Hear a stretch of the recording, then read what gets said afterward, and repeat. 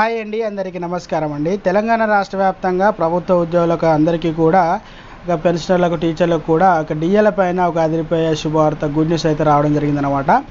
దానికి సంబంధించినటువంటి పూర్తి ఇన్ఫర్మేషన్ అనేది ఈ వీడియోలో వెళ్ళి తెలుసుకుందామండి. ముందే వీడియో చూస్తున్న ప్రతి ఒక్కరు కూడా వీడియోని లైక్ చేయండి, ఛానల్ని సబ్స్క్రైబ్ చేయండి, సపోర్ట్ చేయండి, తోటి మిత్రులందరికీ కూడా వీడియోని షేర్ చేయండి. వివరాలు కనుక వెళ్ళినట్లయితే గతంలో ఏపీఆర్సీ కూడా సమయానికి ఇవ్వలేదు, డిఏలు సమయానికి రాలేదు. పెండింగ్ డిఏలను త్వరగా ఇవ్వాలని కింది స్థాయి ఉద్యోగులకు కోరుకుంటున్నారు.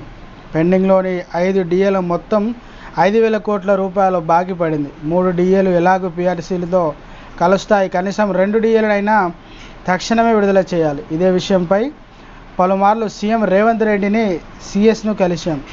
ఉద్యోగులంతా డిఏలు విడుదల చేయాలని కోరుతున్నారు. దీనిపై మాపై ఉద్యోగుల నుంచి ఒత్తిడి ఉన్నమాట వాస్తవం. ప్రభుత్వం కనీసం 2 డిఏలైనా విడుదల చేస్తే ఉపశమనం దొరుకుతుందని చెప్పడం జరిగిందనమాట. అంతేకాకుండా గతంలో 1-2 డిఏలకి గొడవ చేశారు.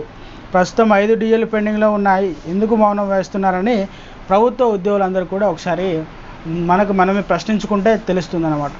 త్వరలోనే దీన్ని సీఎం దృష్టికి తీసుకువెళ్ళి దీనిపైన మనకు ఒక మంచి శుభవార్త అయితే రానున్నట్టు మనకైతే సమాచారం అందిందన్నమాట.